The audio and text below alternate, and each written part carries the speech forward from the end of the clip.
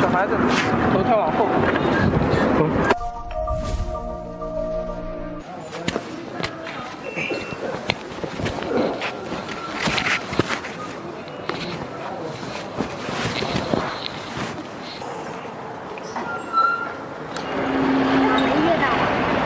刚6个月，他妈带着也带不好，脑子有点问题，有点精神分裂症嘛。小孩到冬天怎么办？冬天看情况，也带着玩呗。家里没人带，父母呢？死了。你没有兄弟姐妹？没有。我一出生，我妈就走了2个月吧。我小的时候就一直跟着爷爷奶奶、大伯他们过的。然后我奶奶现在人抑郁了，出门上个厕所都找不到家，就我大伯一个人在家。然后爷爷去世了。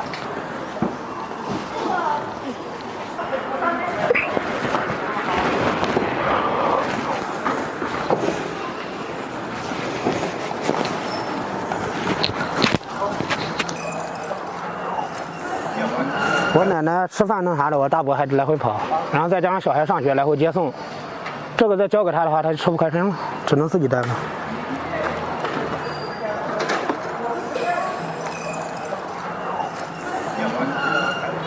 现在多大？90的。现在这样的生活，你觉得什么时候会结束？等他上学的时候吧。他不上学应该都不会结束，毕竟小孩要人带，没人带也不行。现在啊，除了毛爷爷也没啥缺的，说实话。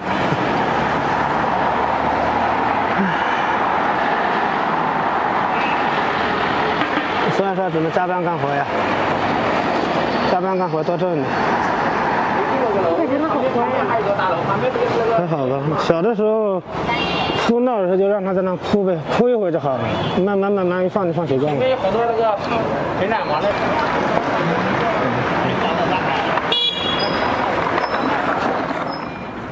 今天跑了差不多60单吧。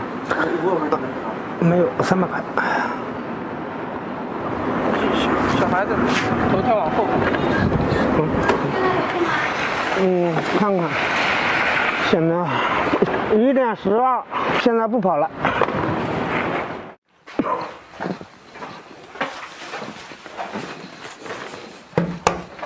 来吗？能来吗？躺上去。你不适合露脸。你小孩要不要放下来？要放。放着吧，你先抱着。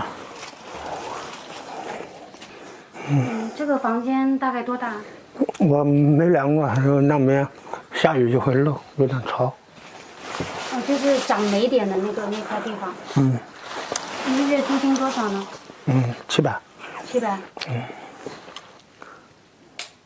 但是它好像没有窗户。对。比较闷嘛。我给它充电的应该是2个。所以说有时候就想，哪怕实在不行了，小孩生病了，我给他放弃治疗，我都不会去那么干。这个我都跟他商量了，小病我给他治，大病的话就直接放弃治疗，不考虑。可不可以理解为你怕别人说你在卖惨？怎么说呢？兼而有之吧。就像我跟你说那个群里，我那个群解散的原因，对吧？有那些用心不良的人，对吧？打着帮助的幌子什么之类的。那他说的啊，我什么飞鹤奶粉原价400，你们谁要？特价给你们300块钱。然后紧接着我们群里有人问了母婴店的老板，那个奶粉多少钱？母婴店老板直接说260，就跟发滚蛋彩这道理差不多。你大家不是想帮他吗？对，我在群里面坑你们大家，让你们大家去帮他。他就这个目的，所以说我看着我就很来火。我在群里我也没说，直接把群给解散掉了。建群的话是别人让我建的，我也没想过建。包括抖音在内也是别人拍的，我也没想拍。你看这都是别人寄的，因为之前建群嘛，地址一不小心说出来了，这一屋的东西，有些怎么说呢，能用到，有些用不到，用不到放那里浪费了，人家快递过来也是要钱的，还白白浪费一笔钱，对不对？我吃啥？我就吃泡面算了。怎么说呢？回来太累了，没时间做饭，再做饭来不及了，就随便吃一点，就买在这放着呗。像以前我爷爷还在的时候，我平均每个月我都回去一趟。回去一趟干嘛呢？比如说那个时候在上海上班，一个月4000块钱，回去我就照4000块钱消费，不能说4000，应该说3800左右，来回路费我要留着，给他们买衣服、买吃的、买喝的、买水果。然后因为我奶奶她眼睛看不到，切的土豆那切的跟饼一样，土豆上面泥巴都洗不干净。然后我爷爷不会做饭，我就回去做饭呀。做好饭了怎么弄？冷凉过之后给他们放冰箱里冻着，够他们吃个10天半个月的。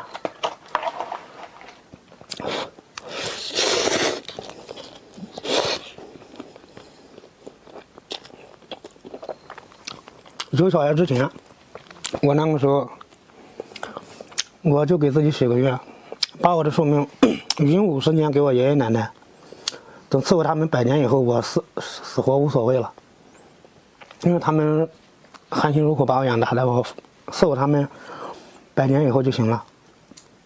你看现在有了孩子嘛，把孩子抚养长大，对吧？自己嘛苦点累点无所谓。我一般情况下晚上我习惯去那个一个外卖店里面拿那个鸡头鸡脖子，就是烤鸡，人家不要的，我就直接拿回来吃，这样的话就省一顿早餐的钱了。有时候多的话就省2顿。然后他们跟我说那个淋巴吃了不好，我感觉无所谓。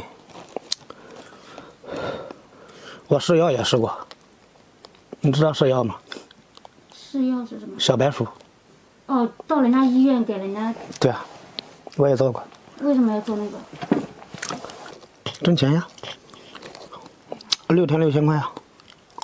我是在上海试过之后，听说南京这边有不联网的，因为联网的话要3个月才能做一次，不联网的话只要身上没针眼就能做，麦高桥跟那个江宁都有。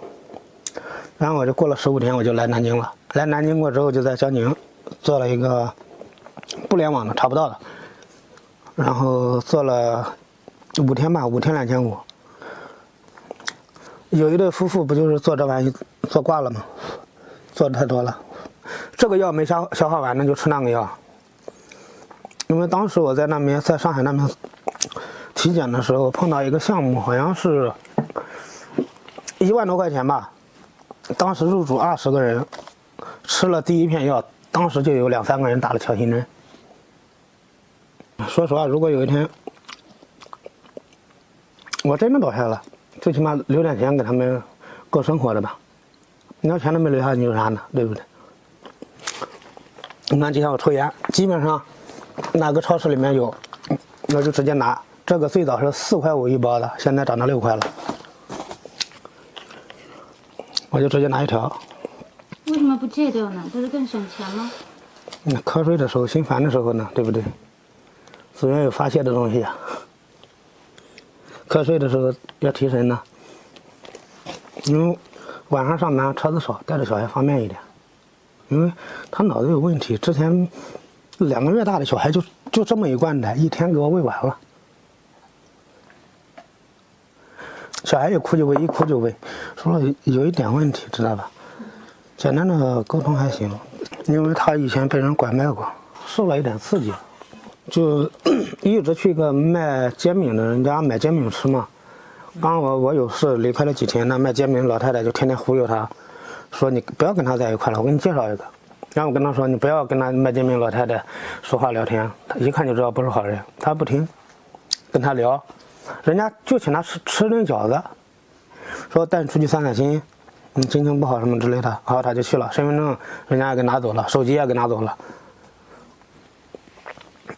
然后就直接给带到天津去了。到天津过之后什么都没有，手机也没有，身份证也没有，全在别人那里。那你是怎么找到他的？他后面在那边待了10天左右，找别人手机给我打的电话。我知道过之后，第一件事就让他报警。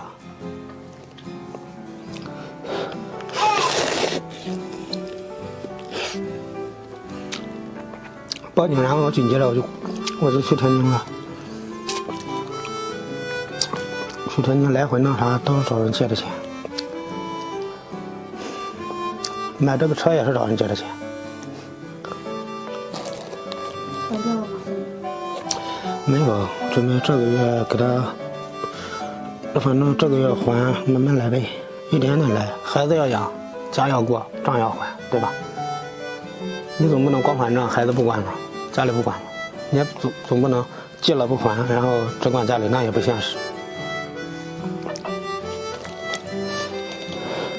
孩子刚生下来，你高兴吗？高兴是高兴，但是怎么说呢？唉，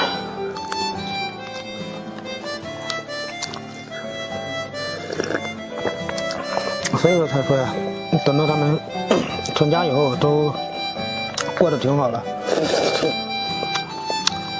我就没啥遗憾了。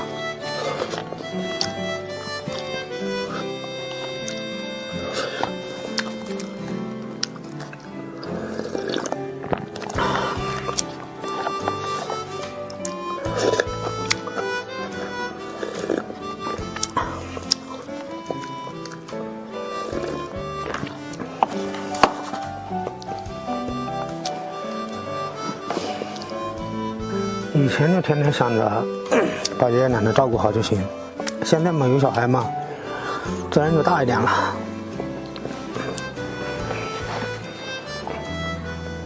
他叫什么名字？婷婷。